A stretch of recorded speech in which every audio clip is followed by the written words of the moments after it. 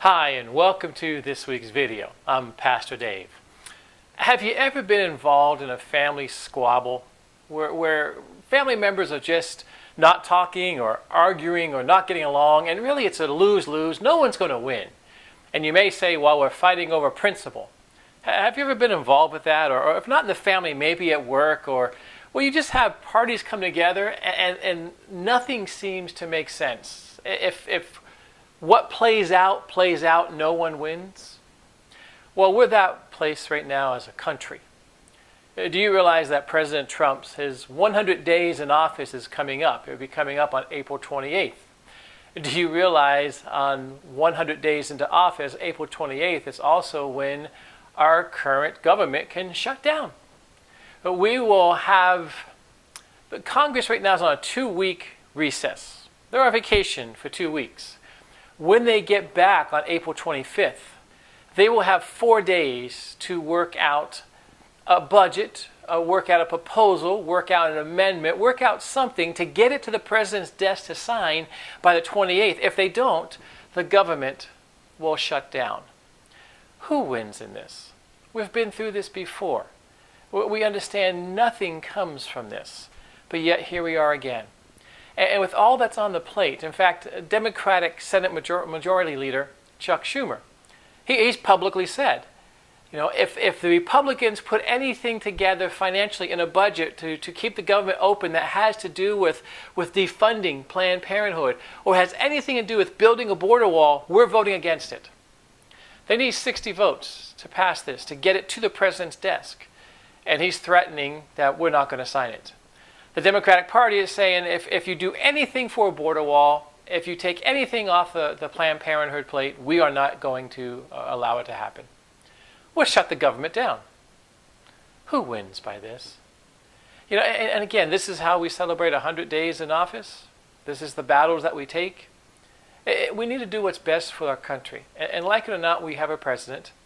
And for 8 years, President Obama was there, and we supported what he did. We didn't always agree, but the country supported.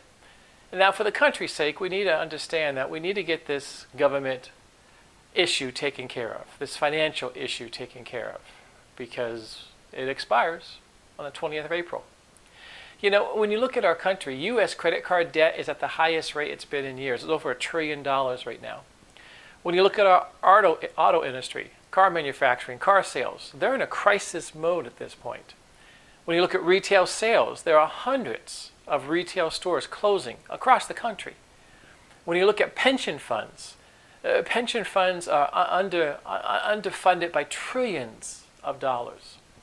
When you look at corporate bankruptcies, when you look at our national debt, it keeps verging on $20 trillion and coming under. They keep the debt ceiling. They haven't done anything with the debt ceiling. What are they going to do with the debt ceiling?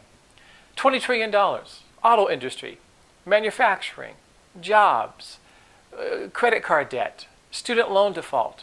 When you look at all the numbers, isn't it wise to say what is best for our country? Who's going to win if we keep going the path that we're on? You know, we do these weekly videos, or I do these weekly videos to help you have some information and to be informed. And I was talking to some people this week, and they're not even aware that April 28th is coming up. Not even aware that the government could be shutting down again. It's like, oh, is that going to happen again? Not even aware of what that could constitute and what could happen if that takes place again. You know, when you look at the month of April, it started off April 6th with President Trump firing 59 Tomahawk missiles into Syria, into the airstrip in Syria. We did a whole radio show on this and some videos on this, so if you go to interpretingthetimes.com, you can see more information on that. But April 6th started that. Do you know what April 6th was? Don't say it was a Tuesday or a Wednesday or something like that. 100 years ago, what was April 6th 100 years ago? On April 6th in 1917, that's when America went into the First World War.